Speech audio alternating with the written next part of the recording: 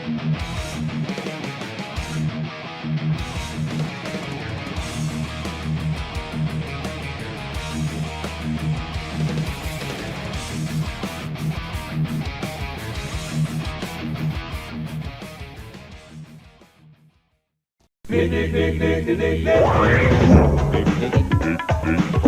is a re-recorded version of this video that was originally released back in March of 2023.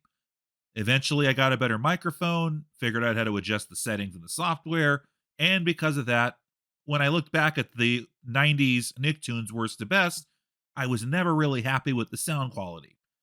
But now that I'm releasing the 2000s Nicktoons worst to best, I decided to re-record the 90s video too and release it with it as an extra supplement. Links to the other Nickelodeon related videos are in the description. Now, the thing is, the ranking in this video is still pretty much the same, as is the general thoughts and narration on each show, but there might be a few different things I'll add.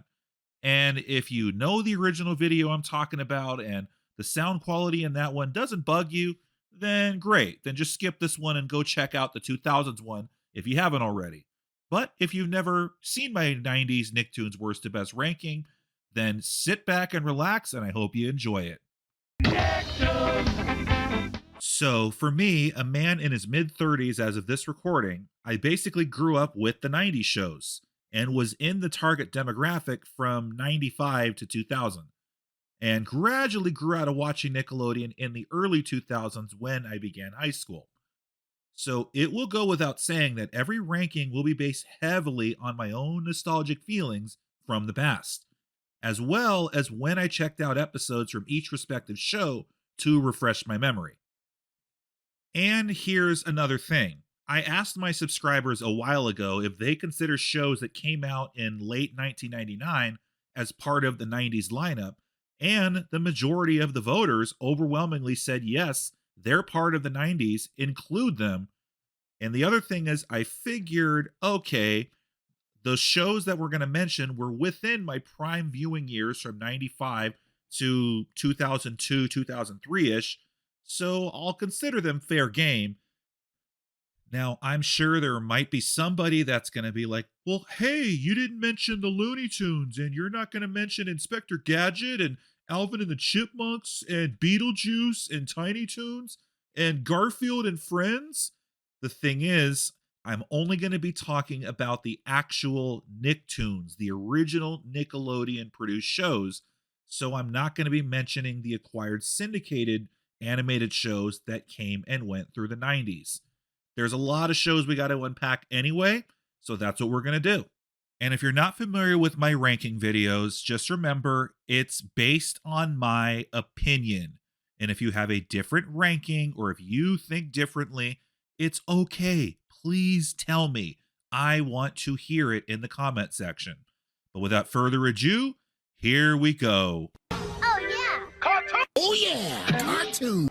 Oh yeah, cartoon! When it comes to the show Oh Yeah, Cartoons, it essentially deserves an honorable mention and not really a ranking, because you really can't rank this.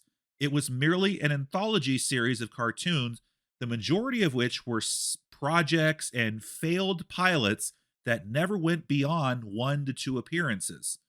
But if you do look up the names of some of the creators of these shorts, like Seth MacFarlane, you see that they were starting points for bigger and better projects. Plus, this is where viewers in the late 90s got glimpses of stuff like Fairly Odd Parents, Chalk Zone, My Life as a Teenage Robot. Well, does that technically make them 90s shows? No, it doesn't. And if you want to know what I think of the shows that I just mentioned, you gotta watch the 2000s ranked Nicktoons worst to best. But let's get what you came here for, the 90s Nicktoons worst to best, starting with what I think was the worst Nicktoon of the 90s. What? How can you rank Ren and Stimpy the lowest? It kicked ass. Like, what are you talking about? Look, I get when it comes to Ren and Stimpy, people either absolutely loved it or they thought it was too much. And let's get one thing straight. Just because Ren and Stimpy is my lowest ranked on this list doesn't mean I necessarily hated the show, but for me, it was never one of my favorite shows in the 90s.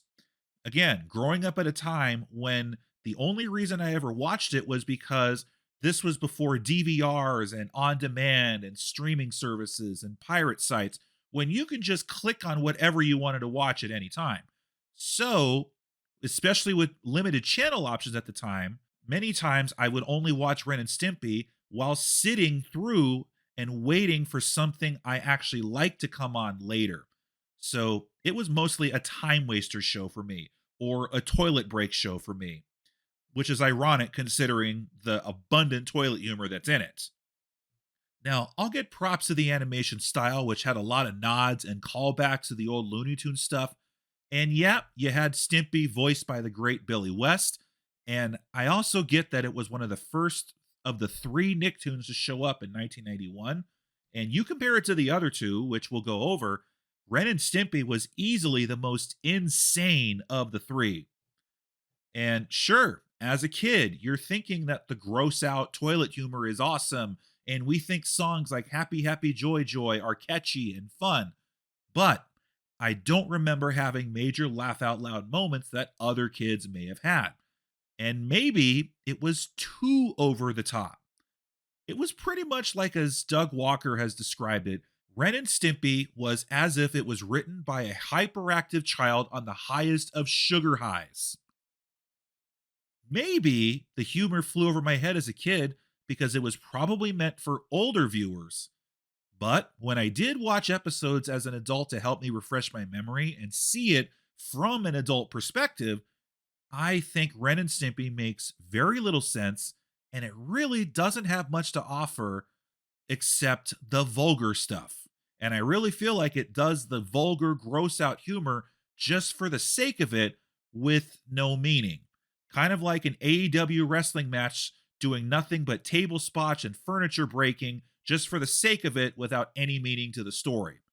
So, in my opinion, other shows on this list did the gross out vulgar stuff better and had better writing along with it. And I have to mention this, it is now, of course, hard to support anything associated with the creator, John K., now that it has come out that he is allegedly a pedophile creep who preyed on underage girls. There are plenty of pieces about this guy on YouTube that you can find, and a lot of stuff that further explains better the stuff that John K. got in trouble for later on. So now that I never really liked this show as a kid, what he ended up doing basically solidified me never supporting Ren and Stimpy ever. Now, if you're somebody who says, well, I'm aware of what John K. did and I just prefer to separate the art from the artist, that's okay. There are exceptions that I will make in my own categories that I've mentioned before in a podcast. So I'm not going to get on people that will still enjoy the show for the nostalgic memories and choose to separate the art, if you will. So that's all I got to say about Ren and Stimpy. I'm never going to go back to it and revisit, and I do not care about the Comedy Central reboot if that ever happens, whenever that happens, or even if it did happen, I don't care. I'm sorry. KaBlam was similar to Oh Yeah Cartoons in that it featured multiple animated shorts within the episode, but the difference is these shorts were consistently featured on a regular basis, with lineup changes only really taking place between seasons. And one can appreciate the various styles with each segment. So on top of traditional animation, you had claymation, you had stop motion. KaBlam also had a catchy theme song and opening that would hook the 8-year-old me into watching the show. And I remember when KaBlam came out, as a kid, I loved it.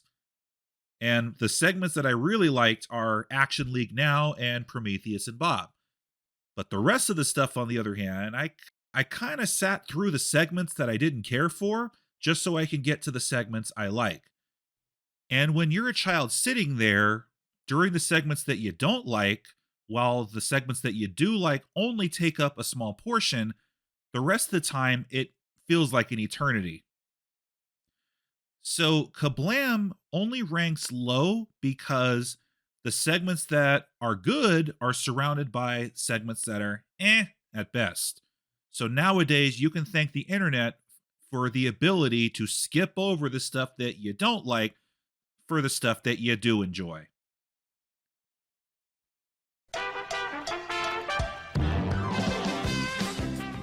Angry Beavers to me was okay.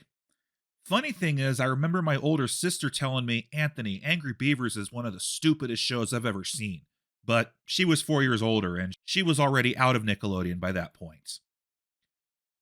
Now, there were some memorable episodes that still stick in my head, such as the one where the water park opens by their home, the one where they purposely let their teeth grow out, or when Daggett, the more weird beaver of the two brothers, becomes a strict park ranger, or when the Beavers have a one-hit wonder disco song.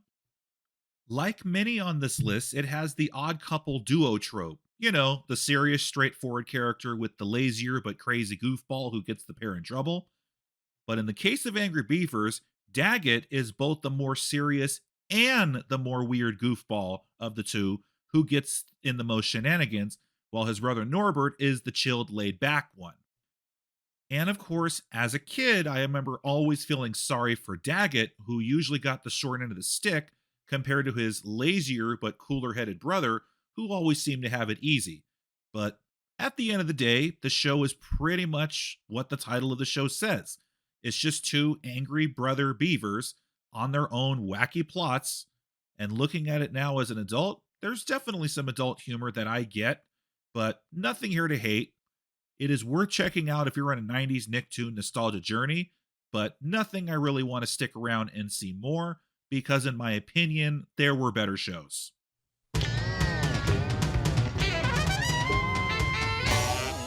CatDog was another of the late 90s Nicktoons that was just okay. It had some talented voice work featuring the legendary Jim Cummings, Tom Kenny, Carlos Alazraqui, and of course Billy West. And similar to Angry Beavers, it has the voice of reason contrasted with the hyper zany dumb comic relief. So it has your moments of slapstick, and then it has the moments where the show is just really fucking weird, because after all, it is a show about a cat and dog conjoined. Now, the episodes I do remember the most are where they work in an assembly line and dog climbs the corporate ladder and enjoys benefits while cat gets nothing despite being attached to him. And there's the one episode where each other's dental habits affect the other. And then there was the one where I remember they try to get each other a gift and sell their most prized possession to get it, only to realize they didn't have to do that. And then there's the one where CatDog becomes a commercial star, and then Cat gets morbidly obese and sweats out his bloated success, which of course was a metaphor. So watching back on it now, there really isn't anything about CatDog to hate. I don't love it. This was released back in 1998, so over 25 years later, it's still okay. Maybe some might find it to be a masterpiece, but most would not.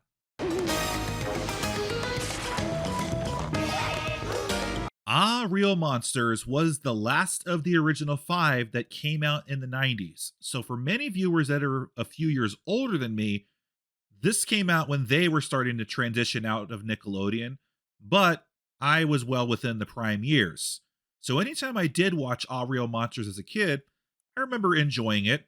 And the biggest thing it had going for it was, of course, the dark aesthetic theme, and the monster characters either looked weird or unpleasant to look at, and that's why we liked it. And it still had its share of gross out humor, but at least the characters had fun and enjoyable personalities, so there's at least more substance to it other than another show I just ranked the lowest. Seeing this again as an adult, and it still holds up about the same as I remember. Enjoyable for what it is, and we can always appreciate the voice talent involved. But is Real Monsters as big of a masterpiece as an angry, nostalgia-crazed desert coyote made it out to be all those years ago? Nope.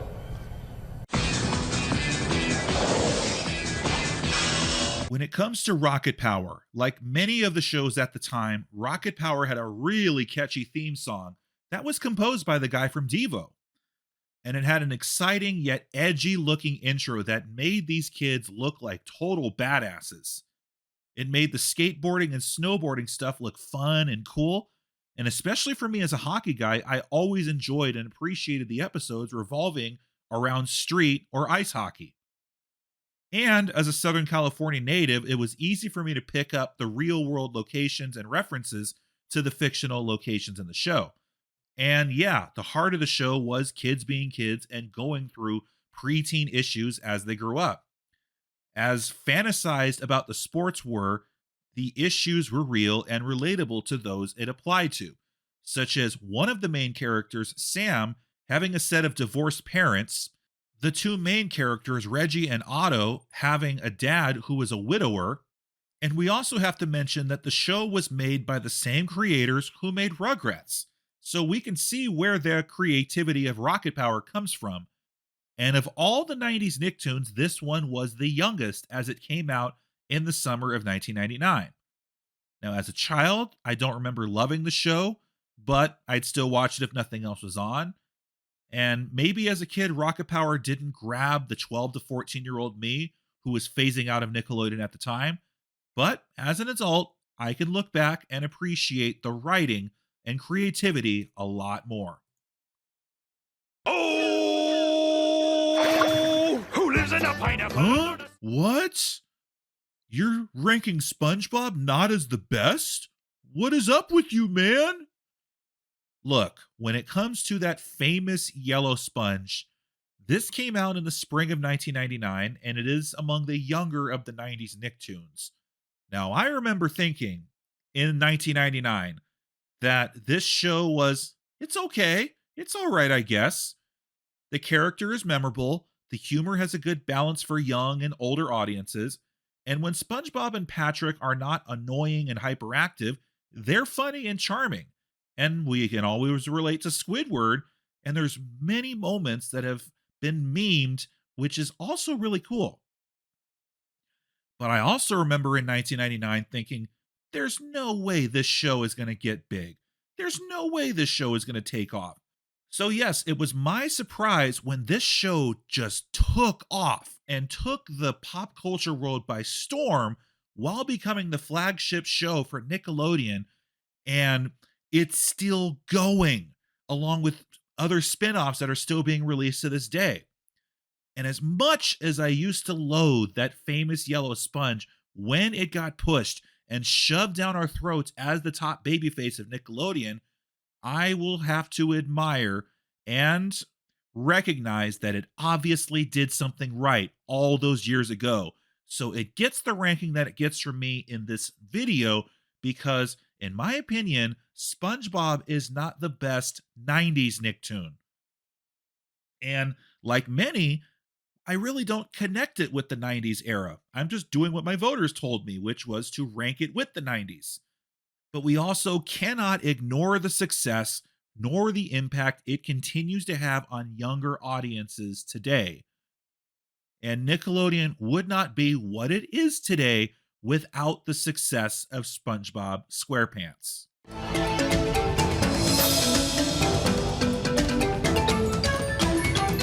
The Wild Thornberrys had a charm that always kept my interest when I caught it on TV. It wasn't until I was able to look back on it as an adult when I realized how pretty damn smart this show is. On the surface, it's a show about a traveling family who films nature documentaries who go around the world, and the main character being a preteen girl who has a magical gift to talk to animals. But what was great about the Wild Thornberrys was the settings, which was the entire world. Some episodes took you to Asia, South America, Africa, Australia, exotic places that kids in the Western world would only dream of visiting, and the animation and presentation was and still is beautiful. And aside from it being an adventure show featuring Eliza voiced by Lacey Chabert with a dad voiced by Tim Curry, what was also remarkable at the show was that it was educational. Yeah, you heard me right. As a kid, you learn about the places they're in and the animals that Eliza interacts with. Like, how was I, as an 11-year-old with limited internet access, going to find out that there were a species of penguins on the Galapagos Islands. Another thing is that Eliza's gift did not always make things better. There was one episode where she learned the hard way what messing with a fragile ecosystem can do, and even if she could communicate with African lions, they don't give a shit. They'll still try to eat her anyway. The Wild Thornberrys deserves to be part of the Nickelodeon lineup in the 90s, and it's still worth checking out to this day. There's a reason why it spawned 2 movies, one of which was with the Rugrats years later. Now, when it comes to Doug, don't get me wrong. For those who said that Doug was boring and kind of a lame show, I get it. And out of all the 90s Nicktoons, this one was probably the tamest and the most subdued of them all. And sure, at its core, what it's about is a kid who moves to a small town and goes through middle school, makes friends, and deals with everyday situation. And sure, that sounds kind of lame. But while I found all the storylines to be relatable, what people forget is that Doug's imagination and fantasy was not subdued. And when you dove into his inner thoughts, it was just as crazy and weird as anything Nickelodeon was producing at the time. And again, this is the imagination of a 12-year-old. So what 12-year-old doesn't daydream and imagine things far beyond reality? Like, who doesn't imagine themselves as a superhero or a secret agent or a rock star?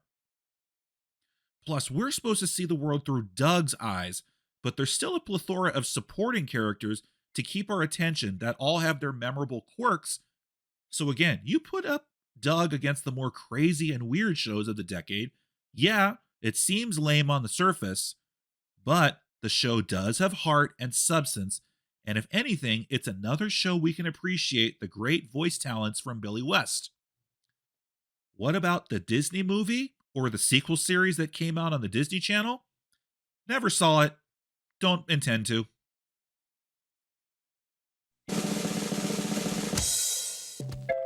When it comes to Rugrats, up until that yellow sponge appeared, those of us who were my age and older can remember when Rugrats was Nickelodeon's top babyface. Yeah, pun intended. And as a kid, I still enjoyed and related to the adventures that these toddlers and baby characters went on. And I loved the creativity and imagination that went with it, like how a real toddler would think if they were playing in the backyard or in their room or inside a cardboard box. We loved Tommy's curiosity and Chucky's fearfulness, and the support and sibling rivalry from Phil and Lil. We all hated Angelica for the bratty attitude, and we loved Susie for her caring and loving attitude towards the babies. And sometimes you'd get episodes centered around Angelica to get a new layer to her that she didn't show to the other babies. As an adult, we can look back fondly at the innocence of the children, but we can also relate way more to what the adult characters got to go through in everyday situations, especially Grandpa Lou, as he usually steals the show in any episode he's in. And what the show absolutely nailed was the Mother's Day episode, where it is revealed that Chucky's mother passed away due to a terminal illness shortly after he was born. Being able to reference the tragic death and loved one, even if it's off-screen lore, still hits every emotion to anyone who can relate to losing a loved one. And that's very gutsy for a Nickelodeon show, especially one like Rugrats, to do it at the time. I also loved the 2 Jewish-themed episodes, as well as the one that referenced Noah's Ark, as it was actually the critical acclaim of the 2 Jewish episodes in 95 and 96 that got Nickelodeon to renew interest in Rugrats and release new episodes in 1997 after their initial run went on hiatus in 1994. And as a result, the show kept going until 2004. I may not have been the biggest fan of the movies or the addition of Baby Dill or Kimmy or the other new characters, but again, the fact that it kept going in that period for longer than the initial 91 to 94 run means it did a lot of things right. And if you want to hear my thoughts on All Grown Up, it's in the other video. Here we go. When it came to Hey Arnold, I actually didn't know what to make of it as a kid. But on the surface, I thought that Hey Arnold looked cool, and I thought everything surrounding it was pretty awesome. The jazz music also gave it a really laid back but nice vibe. And I remember thinking, man, the city life must be awesome. It made a suburban child who lived near a lot of horse ranches want to live in a city, ride a city bus, go to a city school, live in a high rise and a boarding house. Plus, you can't tell me that you didn't want Arnold's room if you were a kid. We can either laugh at or with the animation style, as each character had their own different appearance, but they all had their own memorable characteristics. Sometimes it was Arnold helping out these side characters, and other times Arnold was a background character, and we'd get episodes centered around Arnold's best friend Gerald and see his dynamic with his family, or especially Helga. Whenever we saw those episodes about her, it showed a far different family dynamic than what most kids growing up were used to. I mean, when you looked at Helga's mother, how could you not see that she was an alcoholic and that her dad was neglectful of her? And yeah, I always loved the episodes that were centered around Arnold's grandparents, who were voiced by Dan Castellaneta and Tress MacNeille. Some of the episodes I remember the most were when Grandpa Phil did a Rocky parody to re-challenge his former Chinese checkers tournament rival. I also love the episode where Arnold tried to witness his sports hero's final game. The episode where Gerald's older brother unusually treats his younger brother nice because he's in love with a girl. I also love that Halloween episode that parodied War of the Worlds. And finally, a sentimental episode for me that I got to mention is Sally's Comet. It was this episode that was among many inspirations that made me think as a kid in 1996 and 97 that it would be awesome to have a telescope. Decades later, I'm now a skilled astrophotographer who has taken a picture of every Messier object in the sky. You see this picture? I took it. And like many of the shows I loved, Hey Arnold does have a lot of heart and substance that adults can go back and enjoy years later. It's easily, hands down, one of Nickelodeon's best shows ever made, and it deserves the high ranking that I gave it. Rocko's. Those who know me should know it comes as no surprise that Rocko's Modern Life is the number one 90s Nicktoon in this ranking. It was always going to be my number one. I don't care if other shows were more popular, had higher ratings, had a longer duration. Rocko's Modern Life is always going to be my number one when it comes to the 90s. This was a show that I always gravitated towards as a kid. I always felt for the title character Rocko, who was supposed to represent normal, or you're supposed to see the wacky world through his eyes. And as I grew up, so did my sense of humor along with it. And each time I got older, I got new jokes that flew over my head as a young child. So it was almost as if the humor of the show evolved and grew with me. For example, Rocko's Modern Life has plenty of the same slapstick craziness and weird gross out toilet humor that I criticize Ren and Stimpy for. Rocko's Modern Life was almost like a reserved, less controversial version of Ren and Stimpy. So yes, as a kid, I found all the fart jokes funny, the toilet humor funny, the butt jokes, the slapstick over-the-top stuff. But looking back on it now, when these moments happened, they had more comedic impact because there was good writing behind it, and it matched the story being told. And then as I get older, I start relating to the adult life references that are happening, no matter who the episode is centered around or revolving around.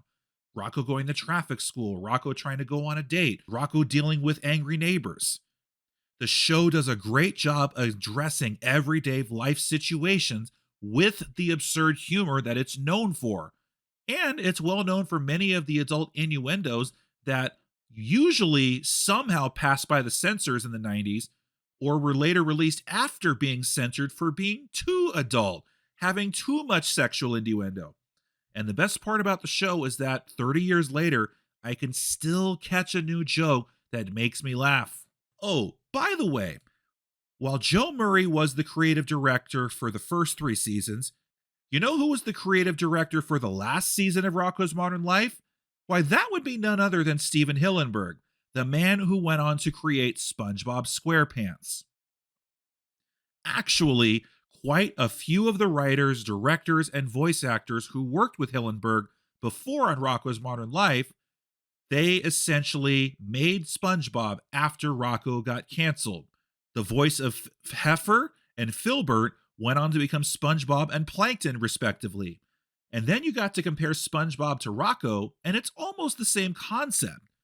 You have a socially awkward male character with a dumb, fat best friend that's a drain to everything around him, who owns a pet, lives in his own house, has a bad-tempered neighbor, and works for an overbearing boss. So yes, not only is Rocko's Modern Life by far the best 90s Nicktoon, but it planted the seeds for the show that eventually became the biggest hit Nickelodeon ever had.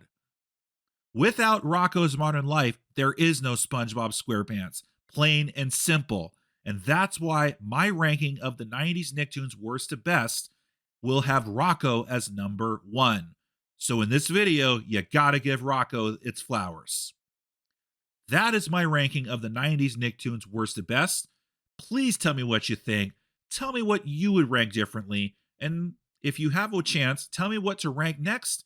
And be sure to join the Discord server if you want to talk with me directly or be on a podcast episode potentially. I'm Desert Cow 22. Thanks for listening.